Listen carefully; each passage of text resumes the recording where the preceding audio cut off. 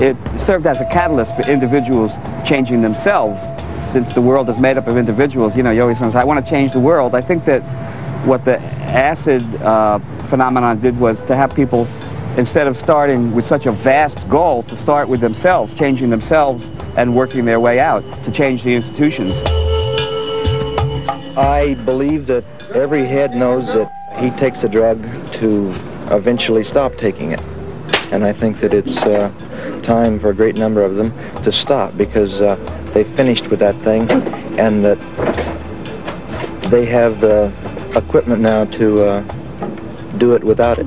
Because the institutions are made up of individuals, and if enough individuals in an institution change, then the institution will change by definition. You know, it's the 100th monkey syndrome. Ken, what has been the response among the so-called acid heads that you know to the graduation exercise? Oh man, they say, are you putting us on? Remember, right from the beginning, we made rules. The so-called patient can choose if and when. The patient can choose how much she or he's going to have. The patient gets all the results. And most important, it was all done in a group. And at least half of the psychologists, we had 4 psychologists, 2 of them took the pill or the mushroom with the so-called patient. So when you get out there or in there, there's no more doctor-patient. We're all trying to activate our consciousness. And when you take LSD, you go out of your mind. You go beyond words, you go beyond symbols, you go beyond the 20th century, because 99% of your brain doesn't know that you or the 20th century exists. Beyond life. Radiance and stars.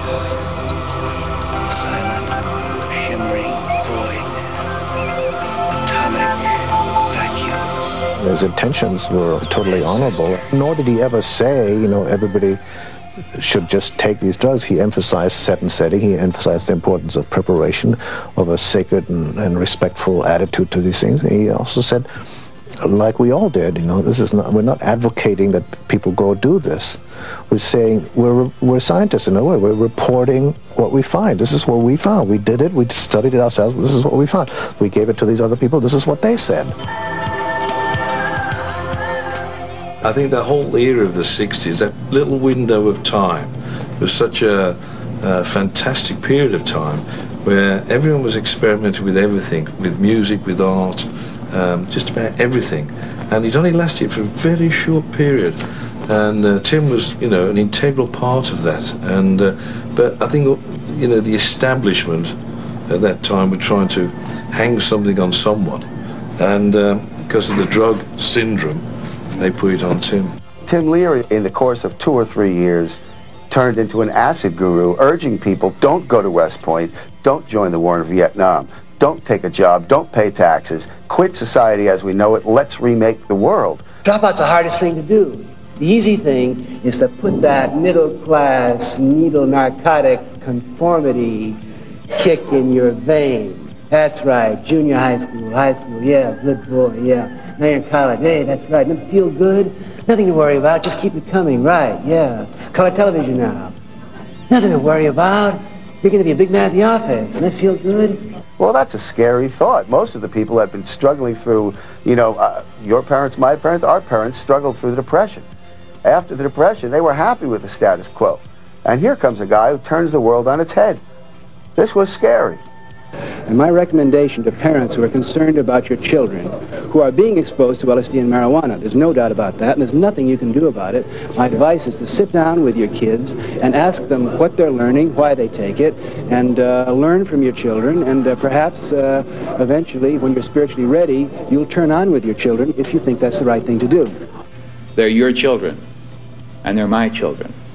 Because the greatest pushers in this country today are the missionaries who have tried LSD and marijuana and barbiturates. There's no war which can be so ugly, a civil war, as a misunderstanding between 2 generations. And that's what I'm trying to avoid today. I see myself as a bridge between the middle-aged generation of whiskey-drinking book readers and this new generation who've been brought up on new forms of energy like television, psychedelic drugs, space travel, and so forth. As that poisonous, evil man Dr. Timothy Leary has said. It is a way to turn on, tune in, and drop out. I urge all of you to go back to your campuses and start some type of a dropout movement. That's the only way we're going to bring this country of menopausal, whiskey-drinking congressmen, senators, and so forth to their senses. And when I mean their senses, I mean their senses, because they've forgotten. They're such robots. They've forgotten what it's to look and to feel and to touch and to... You know. Tim actually preached that you should always do these things under guidance by someone such as himself, who understood the dangers and this and that. I mean, that was his actual preachment. But of course, everybody who wanted to take it, and every young person being influenced by Tim, did not have access to Tim or somebody like him to take them through these things if they had a bad trip. And as a result, you did have tragedies like the Linklater case and similar ones. We have to study the people who have taken LSD. Today we have this epidemic of hysteria about the powers and meaning of LSD. We've got to have careful social studies of the people. Have they really benefited, or have they just deluded themselves into thinking that they've learned more than their fellow men? I don't know, but I want these questions answered sensibly and scientifically. One of the basic questions is, why do people use it, and what kind of people are attracted to LSD and to some of these other drugs? So I think a great deal more research has to be done. LSD research, far from settling or answering anything, just raises new paradoxes about where man is going as a species. I'm in favor of strict licensing by government agencies, the way the automobile and the airplane is licensed, so that psychologically and physically prepared people who know what they're doing and who have serious purposes can use these wonderful, incredible keys to the wisdom and energy which is inside our body. The number of people in college age who use marijuana or have used it is... I think Tim Leary got caught up in the legit politics of the USA the day that Richard Nixon declared him the most dangerous man on the planet.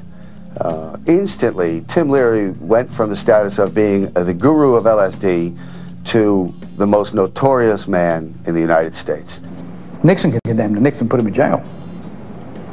Nixon called him the most dangerous man in America. And coming from the most dangerous man in America, that was a case of perfect projection.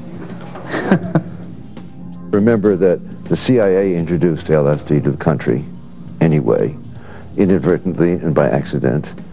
According to Dr. Hoffman, who invented it, the LSD, the Russians ordered 50 doses for experiment, and somebody in Switzerland from the CIA made a mistake and got the decimal wrong and thought it was 50 million doses. And so the US ordered 50 million doses and started Project McUltra.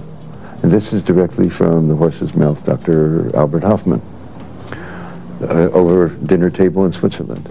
And your description of the easy fashion in which LSD can be cured, or the testimony that we had before the committee that it's quite easily cured in New York also, and the fact that the government source, the legitimate source, at the same time has been dried up really doesn't make a great deal of sense. What Leary did was take it out of the hands of the secret police, so to speak, the secret intelligence agencies who are using it as a war drug, and you know, to see to Project MKULTRA, and had democratized it, opened it up, given people in their hands and told them what they were getting, instead of slipping it to them secretly. I'm not suggesting that everybody goes and makes LSD. What I'm suggesting is that it would be well that we make a major effort to stamp out the black market sources of LSD in a really organized way, really deal with it effectively.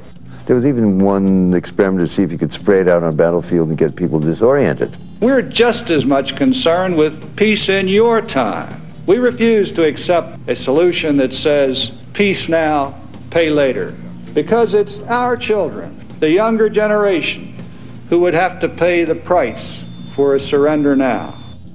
And it's no accident that LSD people, acid heads, psychedelic cultists, are pacifists, and that we wear flowers,